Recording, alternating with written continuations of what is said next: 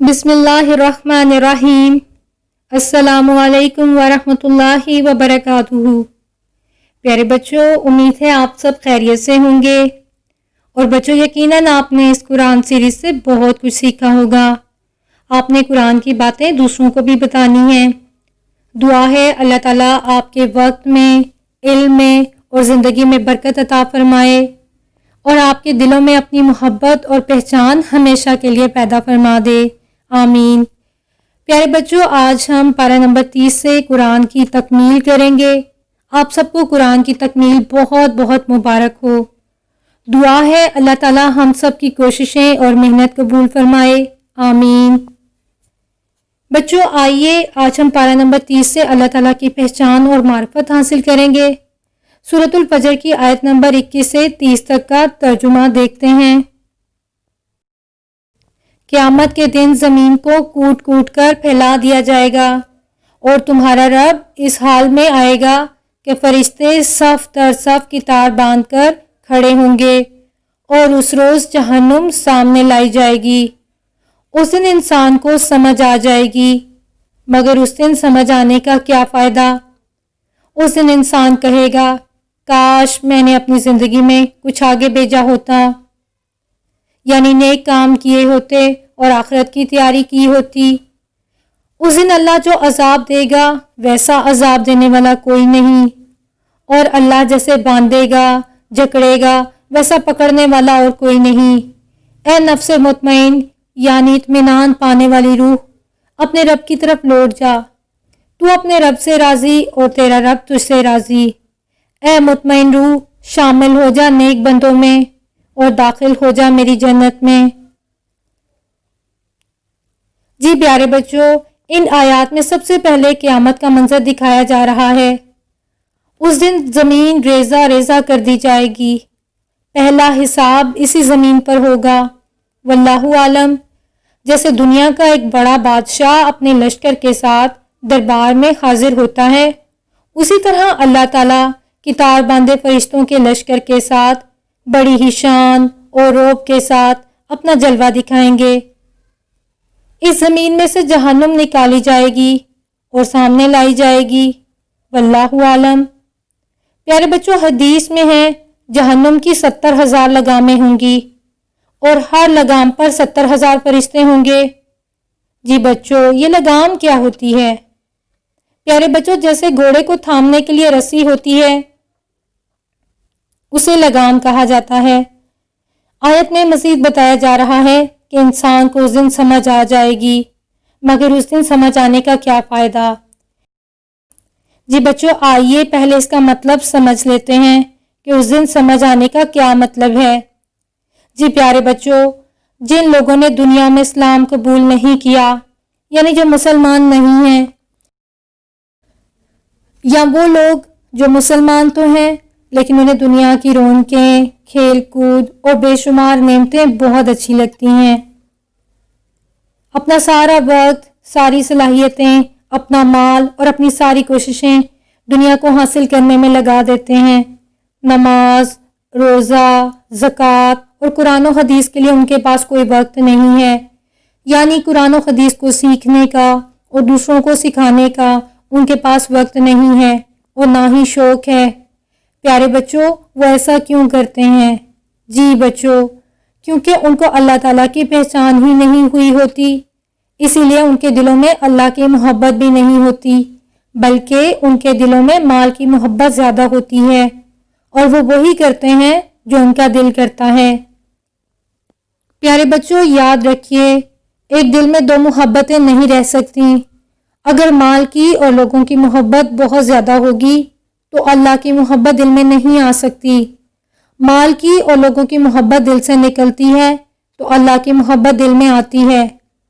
جی پیارے بچوں، یہ نہیں کہا جا رہا کہ اپنے ماں باپ، بہن بھائیوں سے محبت ہی نہ کی جائے، لیکن غالب اور حقیقی محبت اور سب سے زیادہ محبت ہمارے دل میں اللہ تعالیٰ کی ہونی چاہیے۔ اس سے کیا فائدہ ہوگا؟ جی بچوں، ہمیں قرآن و حدیث میں جب بھی کوئی کام کرنے کے لیے اللہ تعالیٰ کہیں گے، لوگ منع بھی کریں گے، تب بھی ہم اللہ تعالیٰ ہی کا حکم مانیں گے۔ اسی طرح بچوں، اگر اللہ کسی کام کو کرنے سے منع کریں گے اور لوگ اس کام کو کرنے کو کہیں گے تو ہم اس کی بات مانیں گے جس سے زیادہ محبت ہوگی۔ اگر ہمارے دل میں اللہ کی محبت سب سے زیادہ ہوگی تو ہم اللہ کی باتیں مانیں گے۔ اللہ نے منع کیا ہے تو ہم وہ کام کبھی بھی نہیں کریں گے۔ آئیے پیارے بچوں جانتے ہیں کہ اللہ تعالیٰ کو راضی کرنے کا کیا فائدہ ہے۔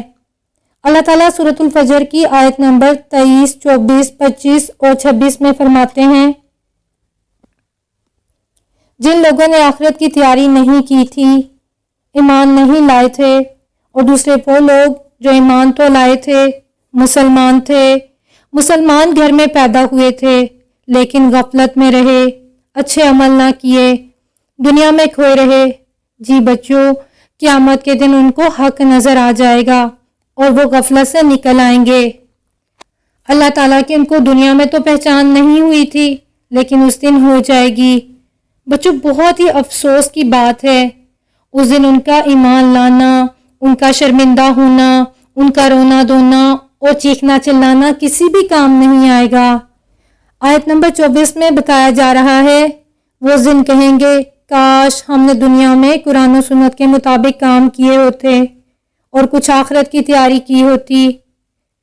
آیت نمبر 25 میں بتایا جا رہا ہے کہ ان آخرت کی تیاری نہ کرنے والوں کو اللہ تعالیٰ ایسا عذاب دیں گے جو پہلے کبھی کسی نے کسی کو نہ دیا ہوگا۔ پیارے بچوں آئیے اب ہم ان کا انجام جانتے ہیں جن لوگوں نے تقوی اختیار کیا ہوگا، یعنی اللہ کی پہچان حاصل کی ہوگی اور اللہ کو راضی کرنے والے کام کیے ہوں گے، اور ان کاموں کو سیکھنے کے لیے قرآن و حدیث کو پڑھا ہوگا کہ کیا کرنا ہے اور کیا نہیں کرنا، اور پھر قرآن و حدیث کے مطابق عمل کیا ہوگا۔ اللہ تعالیٰ کی ہر بات اور ہر حکم مانا ہوگا۔ جی بچوں، اللہ تعالیٰ سے محبت کرنے والے اور گناہوں سے بچ بچ کر زندگی گزارنے والوں کا خوبصورت انجام آیت نمبر 27، 28، 29 اور 30 میں بتایا گیا ہے، جو یہ ہے کہ دنیا میں اللہ کی رضا کے کام کر کے اللہ کو راضی کرنے والے موت کے وقت اور قیامت کے دن دوبارہ زندہ کر کے حشر کے میدان کی طرف لے جائے جا رہے ہوں گے، اور جب اللہ کے سامنے پیش ہو رہے ہوں گے تو اس وقت یہ کہا جائے گا، اے مطمئن روح اپنے رب کی طرف لوٹ جا۔ جی پیارے بچوں، ایسا 3 موقعوں پر کہا جائے گا۔ سب سے پہلے جب موت کا وقت ہوگا، اور دوسری دفعہ جب قبر سے نکل رہے ہوں گے، اور تیسری دفعہ جب اللہ کے حضور پیش ہو رہے ہوں گے۔ ان تینوں موقعوں پر کہا جائے گا، اے نفس مطمئن اس حال میں اپنے رب کی طرف لوٹ جا کہ تو اس خوبصورت انجام پر اپنے رب سے راضی اور تیرا رب تجھ سے راضی ہے۔